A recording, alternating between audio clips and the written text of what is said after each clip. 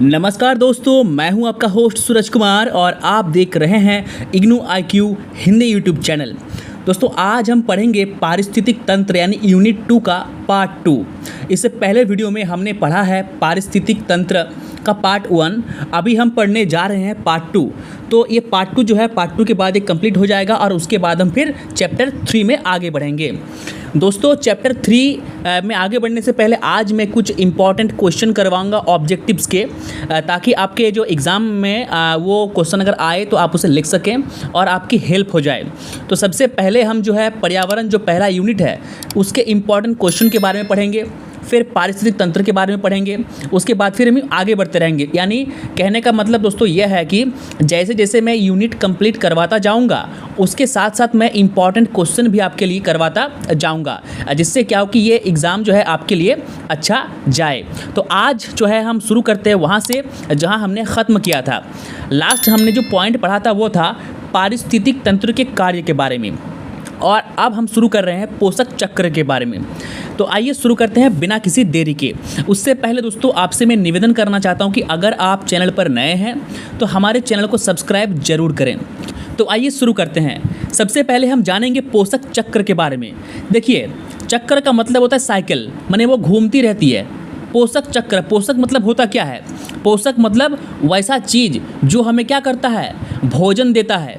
क्या करता है? भोजन देता है। हम लोग कहते हैं ना पोषक तत्व, ठीक है, पौष्टिक आहार। तो पोषक मतलब जिससे जीवों को खाना मिले, जिससे जीवों को भोजन मिले, उसे कहते हैं पोषक। और चक्र यानी हम जो है सजीव और निर्जीव, पर्यावरण के जो दो घटक हैं सजीव और निर्जीव, ये सजीव और निर्जीव क्या करते हैं, एक दूसरे पर निर्भर रहते हैं भोजन के लिए। क्या करते हैं?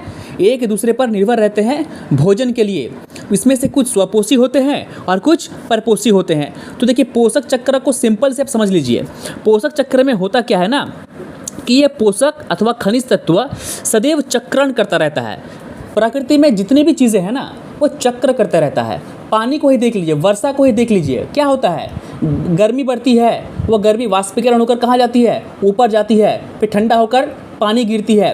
तो एक साइकिल है, एक चक्र हो रहा है ना। बड़े बड़े जो पत्थर हैं वो टूट रहे हैं बालुओं में, ठीक है। कभी यही बालू एक जगह जमा होकर पत्थर बने थे, तो क्या हो रहा है कि उसके स्वरूप में बदलाव हो रहा है वही चीज़ है, तो वही चीज़, लेकिन उसके स्वरूप में क्या हो रहा है, बदलाव हो रहा है, वह चक्रण कर रहा है। आई समझ में?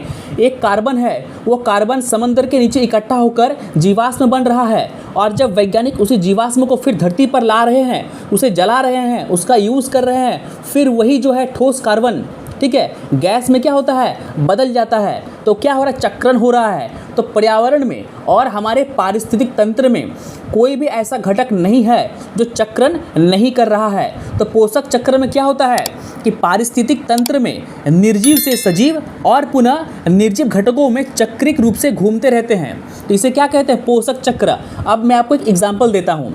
सबसे पहले ये जान लीजिए कि हम लोग जो कार्बन डाइऑक्साइड छोड़ते हैं, पेड़ पौधे उसी कार्बन डाइऑक्साइड को लेते हैं, और पेड़ पौधे जो ऑक्सीजन को छोड़ते हैं उसी ऑक्सीजन को हम जीव जंतु क्या करते हैं, लेते हैं। तो यहाँ पे क्या हो रहा है, एक साइकिल हो रहा है। वह मुझ पर डिपेंड है, मैं उस पर डिपेंड हूँ। पेड़ पौधे नहीं रहेंगे तो हम कहाँ जाएंगे, ठीक है। हम इतनी भारी मात्रा में कार्बन डाइऑक्साइड जो है अपने श्वास के द्वारा उत्पन्न नहीं करेंगे तो फिर पेड़ पौधे का क्या होगा। तो ऐसा बिल्कुल नहीं सोचना है कि जीवन के बिना पेड़ पौधे का भी कोई अस्तित्व नहीं। हाँ, पेड़ पौधे तो हैं, पेड़ पौधे तो पहले ही आए हैं, ठीक है, लेकिन वो भी कहीं ना कहीं पर जो है हम पर डिपेंड करते हैं। तो इसे कहते हैं पोषक चक्र। अब देखिए ये चक्र मूलतः दो प्रकार का होता है। पहला है गैसीय चक्र, ठीक है, और दूसरा है अवसादी चक्र। तो सबसे पहले हम गैसीय चक्र के बारे में आइए जान लेते हैं। तो गैसीय चक्र में सबसे पहले हम पढ़ेंगे जल चक्र यानी हाइड्रोलॉजिकल साइकिल। दोस्तों आप सभी को तो ये पता ही होगा कि लगभग जो जल पृथ्वी की सतह के लगभग 70% क्या है, भाग को घेरा हुआ है, और ये झीलों, नदियों और महासागरों में क्या होता है, पाया जाता है। अगर बात करें महासागरों में तो पूरे पृथ्वी पर जितना भी जल है उसका 97% जल क्या है, महासागरों में स्थित है। बाकी जल जो है क्या कहाँ पर है, वो बर्फ़ के रूप में, ग्लेशियर के रूप में जमे हुए हैं। और सिर्फ 1% जल जो है वो मीठा जल है, जिसे हम क्या करते हैं, पीते हैं। उसका इस्तेमाल करते हैं वो कितना है, सिर्फ और सिर्फ 1% है। बर्फ़ को भी हम खा नहीं सकते पिघलाकर, ठीक है। और उसके बाद जो महासागरों में जल है वो इतना नमकीन होता है कि उसे भी हम पी नहीं सकते।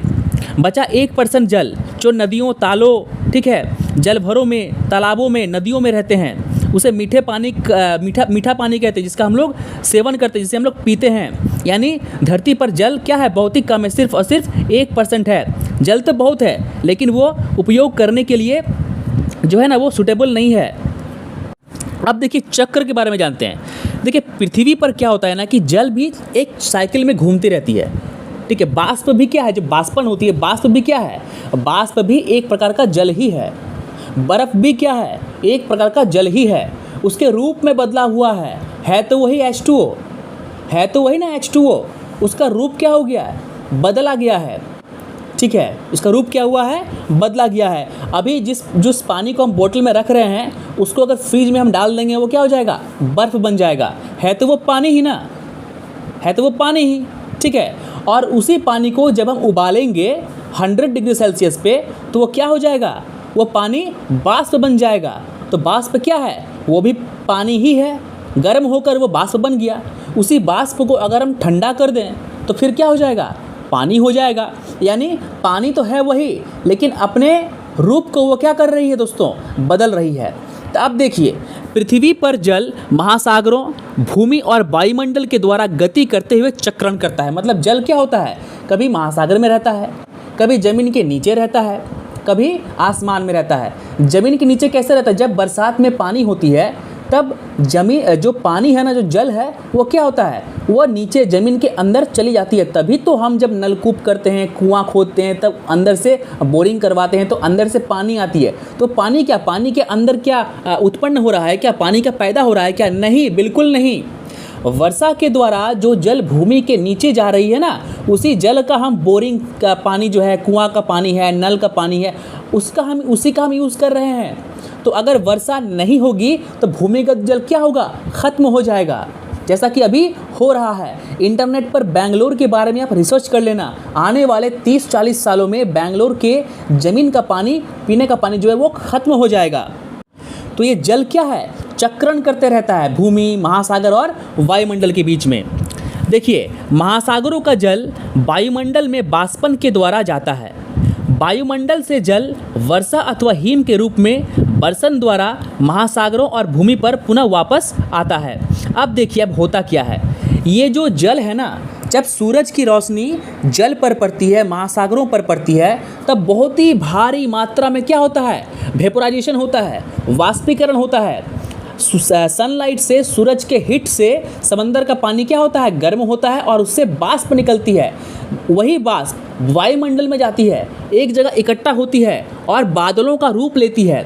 हम लोग कहते हैं ना कि आसमान में बादल है, तो वो बादल क्या है भाई, वो बादल है क्या, वो वाष्प है जो इकट्ठा हुआ है भारी मात्रा में। हमको पता है कि 70% क्या है, समंदर है। अब आप ये सवाल करेंगे कि सर मतलब कि इतना सर बरसात होती है, बाढ़ आ जाता है, तो क्या सर इतना पानी वाष्पीकरण होता है? हाँ भाई, इतना पानी वाष्पीकरण होता है, क्योंकि आप सोचो पूरे पृथ्वी में 70% क्या है, समंदर है, महासागर है, हर जगह चारों तरफ समंदर है।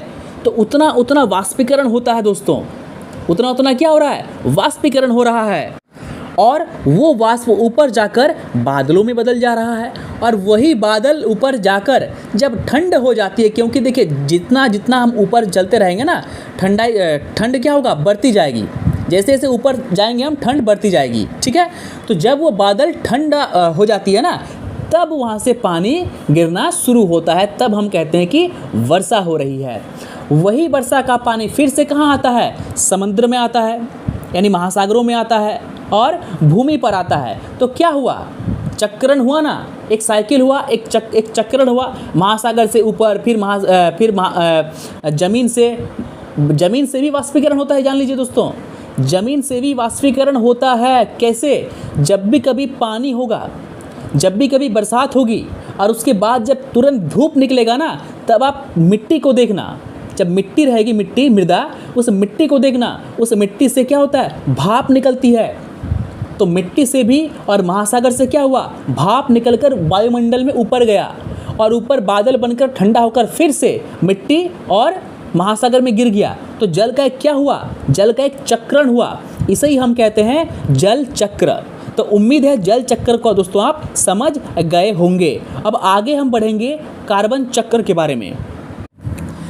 देखिए, हमारे जो वायुमंडल है उस वायुमंडल में सबसे अधिक क्या है, नाइट्रोजन है, ऑक्सीजन है और कार्बन डाइऑक्साइड है। तो जो वायुमंडल में कार्बन है ना, वो ऑक्सीजन और नाइट्रोजन से काफ़ी कम मात्रा में है। आप यूँ समझ लीजिए, जितना हमारे लिए ऑक्सीजन ज़रूरी है उतना हमारे लिए कार्बन भी ज़रूरी है। बिना कार्बन के जीवन की संकल्पना और जीवन की कल्पना हम नहीं कर सकते हैं। ऐसा कोई भी मटेरियल नहीं है जिसमें कार्बन नहीं है। अब आप कहेंगे भाई कैसे, क्या एक कंप्यूटर में कार्बन है? बिल्कुल है। क्या एक पेन में कार्बन है? बिल्कुल है। क्या आपके मोबाइल में कार्बन है? बिल्कुल है। आपको बिलीव नहीं, आप अपने मोबाइल को जला कर देख लो। क्या जलाओगे आप अपने फ़ोन को?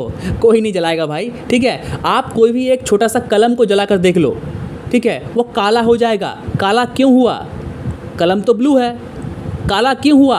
काला हुआ उस कार्बन की वजह से। कोयला में क्या है? कार्बन है। पेट्रोल में क्या है? कार्बन है। जितने भी जीवाश्म ईंधन है सब में कार्बन है। एक लकड़ी को आप जलाओ, लाल लकड़ी भी काली हो जाएगी।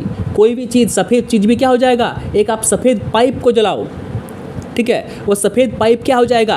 काला हो जाएगा। यानी कार्बन के बिना जीवन की संकल्पना नहीं कर सकते हैं। हमारे बॉडी के अंदर कार्बन है, हमारे शरीर में हड्डी के अंदर कार्बन है। जब मुर्दे को जलाते हैं, जब लाश को जलाते हैं, तो सफ़ेद हड्डी तो सफ़ेद होती है ना, तो वो हड्डी क्या हो जाती है? वो काला हो जाती है। क्यों? क्योंकि उसके अंदर कार्बन है। तो कार्बन के इम्पोर्टेंस को आप बिल्कुल समझिए। अब हम पढ़ेंगे कार्बन का आखिर चक्र कैसे होता है। देखिए, देखिए कार्बन क्या होता है, कार्बन चक्र जो होता है ना, वो दो तरीके का होता है, एक कार्बनिक चक्र और एक अकार्बनिक चक्र, ठीक है। कार्बनिक और अकार्बनिक रूप के बीच सतत दो तरफा कार्बन का प्रवाह होता है। कार्बन दो तरीके से फ्लो करता है, घूमती है, चक्र बनाती है। एक होता है कार्बन डाइऑक्साइड का एक तरफा वायुमंडल और जीवों के बीच, यानी वायुमंडल और जीव माने हम लोग, और वायुमंडल के बीच में क्या होगा? कार्बन का एक चक्र बनेगा। और दूसरा चक्र क्या बनेगा? वायुमंडल और महासागर के बीच, यानी वायुमंडल और जीव के बीच एक चक्र, और दूसरा चक्र वायुमंडल और महासागर के बीच। अब हम इसे विस्तार से आपको हम समझाएंगे ये चक्र आखिर होता कैसे है। देखिए, अब होता क्या है, हम सभी जानते हैं कि वायुमंडल में क्या है? कार्बन डाइऑक्साइड है, वही तो कार्बन है, ठीक है। वायुमंडल से वो जो कार्बन डाइऑक्साइड या कार्बन है वो पेड़ पौधे में जाता है, क्योंकि पेड़ पौधे क्या लेते हैं? कार्बन डाइऑक्साइड लेते हैं। और उस पेड़ पौधे में जो कार्बन इकट्ठा होता है वो फिर क्या होता है? जंतुओं में, ठीक है। जंतु मतलब हम लोग जो साग सब्जी पेड़ पौधे खाते हैं उसमें क्या कार्बन है? कार्बन उसमें आया कैसे? क्योंकि पेड़ पौधे क्या लेते हैं? कार्बन डाइऑक्साइड लेते हैं। तो कार्बन डाइऑक्साइड वायुमंडल से किस में आया? पेड़ पौधे में आया, पादप में आया, और उसी पादप से वही कार्बन फिर किस में आया? जंतुओं में आया, ठीक है। और फिर क्या होता है कि अंत में उनसे आहार श्रृंखला के विभिन्न पोषी स्तरों पर श्वसन की प्रक्रिया द्वारा सीधे फिर वायुमंडल में जाता है। तो क्या चक्र हुआ कि नहीं हुआ? अब समझिए, वायुमंडल में पहले से ही क्या है? कार्बन है। उस कार्बन को कौन लेते हैं? पेड़ पौधे लेते हैं। और उस पेड़ पौधे को कौन खाते हैं? जीव जंतु खाते हैं। और वही जीव जंतु, ठीक है, क्या करते हैं? कार्बन का उत्सर्जन करते हैं। हम लोग जो सांस छोड़ रहे हैं तो क्या छोड़ रहे हैं? कार्बन डाइऑक्साइड छोड़ रहे हैं। तो कार्बन क्या हुआ? पहले कार्बन कहाँ था? वायुमंडल में ही था। वो कार्बन हमारे तक आया कैसे? पेड़ पौधे से, जीव जंतु से वो कार्बन आया। कार्बन वायुमंडल में था, फिर पेड़ पौधे में आया, फिर जीव जंतु में आया, और उसी कार्बन को क्या किए हम? फिर से उसका उत्सर्जन किए। कैसे? श्वास के द्वारा, अपशिष्ट पदार्थों के द्वारा। तो क्या हुआ? वही कार्बन पुनः कहाँ चली गई?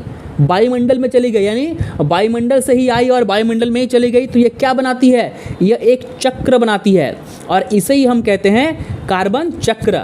तो उम्मीद है कार्बन चक्र को आप बहुत ही अच्छे तरीके से, अच्छे ढंग से आप समझ गए होंगे।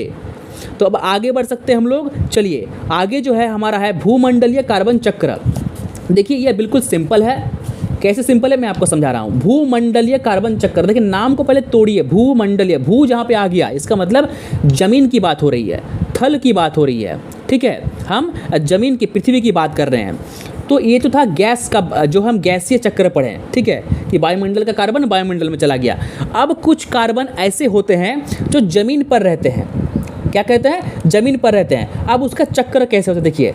अब मान लीजिए बहुत सारा कार्बन, ठीक है, लाखों वर्षों तक, करोड़ों वर्षों तक एक जगह इकट्ठा हो होकर क्या बन गया, एक बहुत बड़ा कार्बन बन गया, जैसे कोयला, जैसे पेट्रोल, जैसे डीजल, ठीक है, जैसे और भी जीवाश्म जितने भी ईंधन हैं, वो क्या एक दिन में क्या बना, नहीं, बहुत सारा कार्बन इकट्ठा होते लाखों वर्षों तक जब वो इकट्ठा हुआ तब वो एक क्या ले लिया, वो एक रूप ले लिया, किसका, कोयला का, पेट्रोल का, डीजल का, और भी कई तरह के ईंधन है, केरोसिन है, उसका क्या क्या कर लिया, रूप ले लिया। और उसी कोयले को जब हम ज़मीन के अंदर से निकाल कर बाहर लाएं और उसको जलाएं, तब जलाने के बाद भी उससे क्या निकला, कार्बन निकला। तो कार्बन जमा इकट्ठा हुआ, कोयला बना, वो कोयला फिर जला और जल के क्या बना, फिर से कार्बन बन गया। तो क्या हुआ, एक भूमंडलीय चक्र है ना भाई। क्यों, क्योंकि भूमंडल यानी भूमि से ही तो उस कार्बन को निकाल रहे हैं हम। अब बात करते हैं पेट्रोल की, तो पेट्रोल क्या है, कार्बन ही है। जीवाश्म ईंधन इकट्ठा होता गया और धीरे धीरे क्या बन गया, वो पेट्रोल बन गया। और उसी पेट्रोल को जब हम फिर से धरती के अंदर से या समुद्र के अंदर से निकाल कर उस पेट्रोल को हम जलाते हैं गाड़ियों में, फैक्ट्रियों में, बड़े बड़े कारखानों में, ठीक है, जनरेटर में, तो वही पेट्रोल जब जलती है तो उसके बाद वही पेट्रोल फिर क्या उत्सर्जित करती है, क्या बन जाती है, कार्बन बन जाती है। तो यहाँ पर क्या हुआ, कार्बन का एक चक्र हुआ कि नहीं हुआ, बिल्कुल हुआ। तो इसे ही कहते हैं भूमंडलीय कार्बन चक्र। उम्मीद है ये भी आप बहुत ही आसानी से समझ गए होंगे। अब आगे बढ़ेंगे हम लोग नाइट्रोजन चक्र के बारे में। तो आइए तो दोस्तों आइए जान लेते हैं नाइट्रोजन चक्र के बारे में। ये बहुत ही इंपॉर्टेंट है, ठीक है, इससे क्वेश्चन बिल्कुल आएगा और इसके एक एक चीज़ को आपको बारीकी से समझने की आवश्यकता है। देखिए हमारा जो वायुमंडल है, उस वायुमंडल में सबसे प्रचुरता जो है, सबसे अधिक मात्रा में कौन सा गैस है, नाइट्रोजन है, ठीक है। और नाइट्रोजन प्रोटीन का एक महत्वपूर्ण घटक है। घटक मतलब नाइट्रोजन से मिलकर ही क्या बनता है, प्रोटीन बनता है। बिना नाइट्रोजन के प्रोटीन बनेगा, कभी नहीं बनेगा। ये आपने 9-10 के किताबों में जो NCERT उसमें पढ़ा होगा। और ये जो प्रोटीन है, ये प्रोटीन क्या बनाते हैं, उत्तक बनाते हैं। उत्तक से क्या बनता है, हमारा बॉडी बनता है, ठीक है, किसी भी जीव का बॉडी बनता है।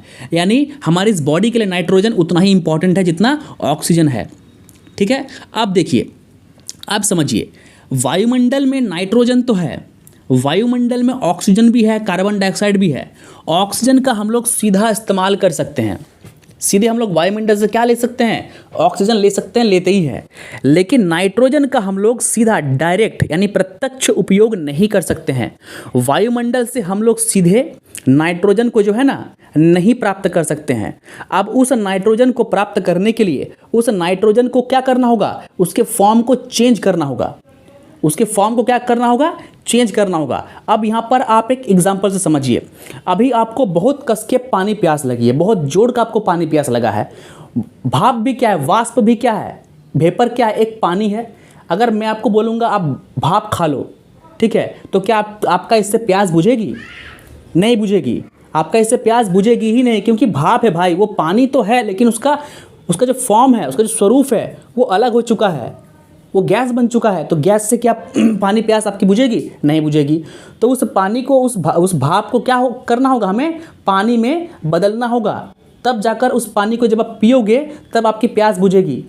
तो उसी प्रकार जो नाइट्रोजन है वो वायुमंडल में प्रचुरता है, लेकिन उसका हम लोग सीधा इस्तेमाल नहीं कर सकते हैं जब तक कि उसके स्वरूप को ना बदला जाए।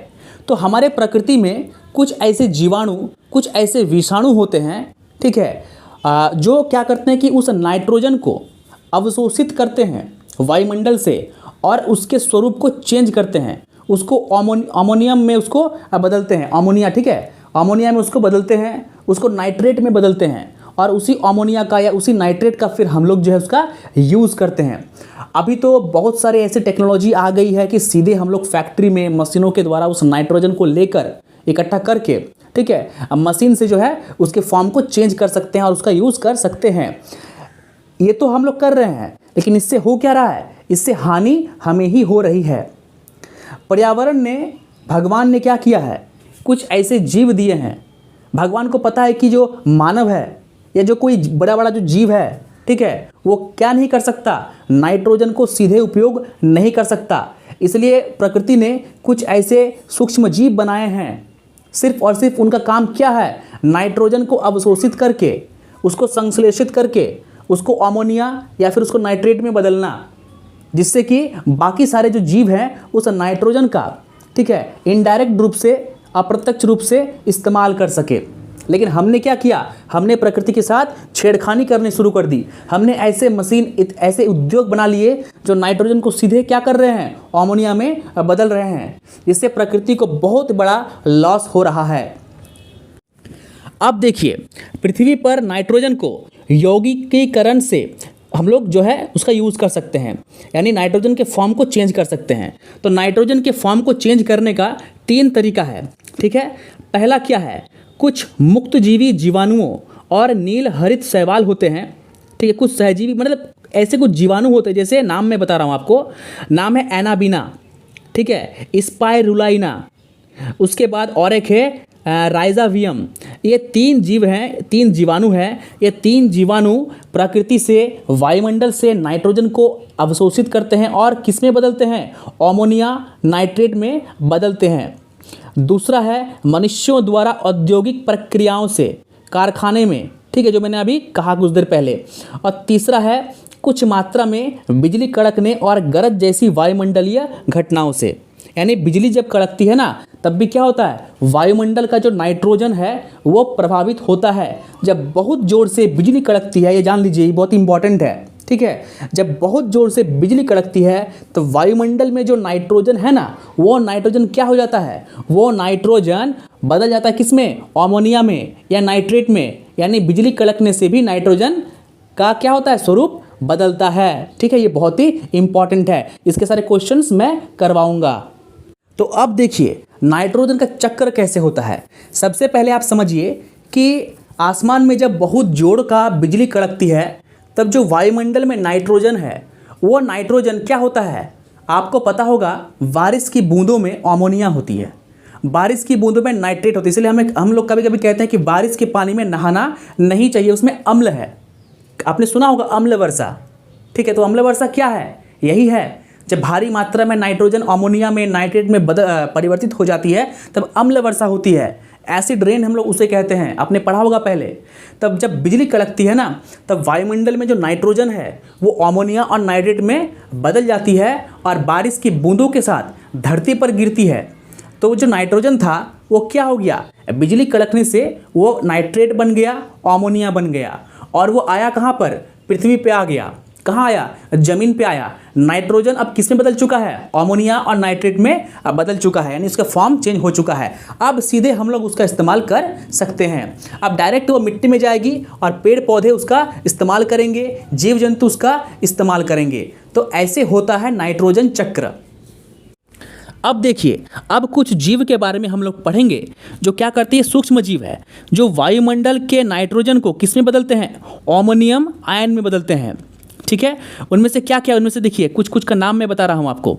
उसका ये पहला नाम है एजोटोबैक्टर, ठीक है। उसके बाद दूसरा है अवायुजीवी क्लोस्ट्रीडियम। ये क्या करते हैं, ये नाइट्रोजन को बदल देते हैं। राइजोबियम, ठीक है, एनाबीना, स्पाइरुलाइना, ये सभी क्वेश्चन मैं आपको करवा दूंगा। तो इसे कहते हैं दोस्तों नाइट्रोजन चक्र। तो उम्मीद है कि नाइट्रोजन चक्र को आप समझ गए होंगे। अब और देखिए, एक जीव है नाइट्रोसोमोनास, ठीक है। यह क्या करते हैं, ये अमोनिया को अमोनिया की नाइट्रेट में रूपांतरित करते हैं। नाइट्रेट को फिर जीवाणु नाइट्रोबैक्टर द्वारा नाइट्रेट में रूपांतरित कर दिया जाता है। अब एक बहुत ही इंपॉर्टेंट टर्म देखिए, जब वो अमोनिया, अब क्या हुआ, अब वो नाइट्रेट और अमोनिया है, बारिश की बूंदों के साथ कहाँ पर गिर गई, धरती में गिर गई, मिट्टी में आ गई, ठीक है। अब क्या होता है, मिट्टी में जो जीवाणु द्वारा संश्लेषित नाइट्रेट होते हैं, ठीक है, उसे पादप क्या करते हैं, ग्रहण करते हैं, और पादप उसी नाइट्रेट और अमोनिया को क्या करते हैं, किस में बदलते हैं, एमिनो एसिड में बदलते हैं। किस में चेंज करते हैं, एमिनो एसिड में चेंज करते हैं। तो क्या हुआ यहाँ पर देखिए, ध्यान से फिर से एक बार समझिए। सबसे पहले जो बिजली कड़की, बिजली कड़कने के बाद क्या हुआ, बिजली कड़कने के बाद जो है जो नाइट्रोजन है वह बदल गई किस में, अमोनिया में और नाइट्रेट में। और वही अमोनिया और नाइट्रेट बारिश की बूंदों के साथ धरती पे मिट्टी में आके गिरी और वो मिट्टी में एक जगह इकट्ठा हो गई। कौन सा, नाइट्रेट और अमोनिया। अब पेड़ पौधे और जो पादप हैं उस अमोनिया को क्या करेंगे, मृदा से मिट्टी से लेंगे और पेड़ पौधे के पास ये क्षमता है कि उस नाइट्रेट और अमोनिया को वो क्या करेगी, वो एमिनो एसिड में बदल देगी। किस में बदल देगी, एमिनो एसिड में वो चेंज कर देगी। और यही एमिनो एसिड से फिर क्या बनेगा, पेड़ पौधे क्या बनाएगी, प्रोटीन बनाएगी। क्या बनाएगी, प्रोटीन बनाएगी। और यही प्रक्रिया, प्रोटीन बनाने की यही प्रक्रिया कौन करेगी फिर, ये जो सूक्ष्म जीव है राइजोबियम, ठीक है, नाइट्रोसोमोनास, ये क्या करेगी, नाइट्रोसोमोनास, राइजोबियम, एनाबिना, इन सभी सूक्ष्म जीवों के पास क्या क्षमता है, नाइट्रोजन को नाइट्रेट और अमोनिया बनाने की क्षमता है। पहला तो मैंने बताया बिजली कड़कने से, ठीक है, अब उसको भूल जाइए। अब कुछ जीव ऐसे होते हैं जो खुद से वो सक्षम है नाइट्रोजन को अमोनिया बनाने में। तो वही कुछ सूक्ष्म जीव जो है, एनाबिना जो है, जो मिट्टी के अंदर रहते हैं सूक्ष्म जीव, वो क्या करेंगे, उस नाइट्रोजन को किस में बदलेंगे, नाइट्रेट में बदलेंगे, अमोनिया में बदलेंगे। और वही नाइट्रेट और अमोनिया जो है ना, उसको पादप जो है, पेड़ पौधे हैं, उसको वो ग्रहण करेंगे और उसको ग्रहण करके उसके फॉर्म को चेंज करके किस में, नाइट्रेट क्या बन जाएगा, प्रोटीन बन जाएगा। मैंने पहले ही कहा कि प्रोटीन बनने के लिए नाइट्रोजन की आवश्यकता है। तो आखिर है तो ये नाइट्रोजन ही अमोनिया बना, अमोनिया ही क्या बना, ठीक है, नाइट्रोजन ही नाइट्रेट अमोनिया बना और यही नाइट्रेट और अमोनिया फिर क्या बना, प्रोटीन बना, ठीक है, यही ना प्रोटीन बना एमिनो एसिड से। तो आया समझ में कि ये चक्र काम कैसे करता है। तो इसे ही हम लोग कहते हैं नाइट्रोजन चक्र। अब देखिए, अब क्या होता है कि जब कोई, अब सपोज दैट के लिए हमने प्रोटीन खाया, प्रोटीन के अंदर में क्या है, समझिए, प्रोटीन के अंदर में क्या है, प्रोटीन के अंदर में है एमिनो एसिड या अमोनिया या नाइट्रेट, ठीक है, सारा चीज़ वही है। तब हमने जो प्रोटीन बना या हम जो प्रोटीन खाते हैं उसमें वही चीज़ है, सेम चीज़ है। अब अगर किसी जीव की मृत्यु होती है, अब जब कोई जीव मरता है तब क्या होता है, उसके बॉडी में क्या रहता है, वही अमोनिया, वही नाइट्रेट, वही एमिनो एसिड, वही प्रोटीन रहता है। और जब वो जीव मर जाती है तब क्या होता है, उसका अपघटक जो होते हैं, जो सूक्ष्म जीव होते हैं, उसका अवशोषण कर लेते हैं, उसको खा लेते हैं, उसका अपचयन कर लेते हैं और पुनः उसके शरीर में जो नाइट्रोजन है, उसके शरीर में जो क्या है, नाइट्रेट है, जो अमोनिया है, वो किसमें बदल, उसमें वो क्या होती है कि वो पर्यावरण में, वो प्रकृति में फिर से वायुमंडल में वापस चल जाती है। इसका मतलब नाइट्रोजन को हमने वायुमंडल से लिया और फिर वही क्या हुआ, वायुमंडल में चली गई। तो इसी प्रक्रिया को हम लोग कहते हैं नाइट्रोजन चक्र। तो उम्मीद है नाइट्रोजन चक्र को आप समझ गए होंगे। मैंने काफ़ी तोड़ के आपको समझाया ताकि एक एक चीज़ जो है ना आप बारीकी से समझ सके, ठीक है। मैं इसे आपको फिर से समझा रहा हूँ। प्रकृति में, वायुमंडल में नाइट्रोजन है, ठीक है। उस नाइट्रोजन का रूप में बदलाव कैसे होगा, या तो बिजली कड़कने से वो अमोनिया या नाइट्रेट बन जाएगी, या फिर कुछ सूक्ष्म जीव होते हैं एनाबिना, राइजोबियम, ठीक है, वो क्या करेगी, उस नाइट्रोजन को अमोनिया या नाइट्रेट में बदलेगी। उस अमोनिया या नाइट्रेट को मिट्टी के द्वारा पेड़ पौधे जो होते हैं, जो पादप होते हैं, वो ग्रहण करेंगे और वो उस नाइट्रेट और अमोनिया को, देखिए पेड़ पौधे भी नाइट्रोजन का सीधा उपयोग नहीं कर सकते। पेड़ पौधे को भी क्या होता है, सूक्ष्म जीव पर डिपेंड रहना पड़ता है कि सूक्ष्म जीव नाइट्रोजन को नाइट्रेट बनाएगा और उस नाइट्रेट को पेड़ पौधा क्या करेगा, लेगा।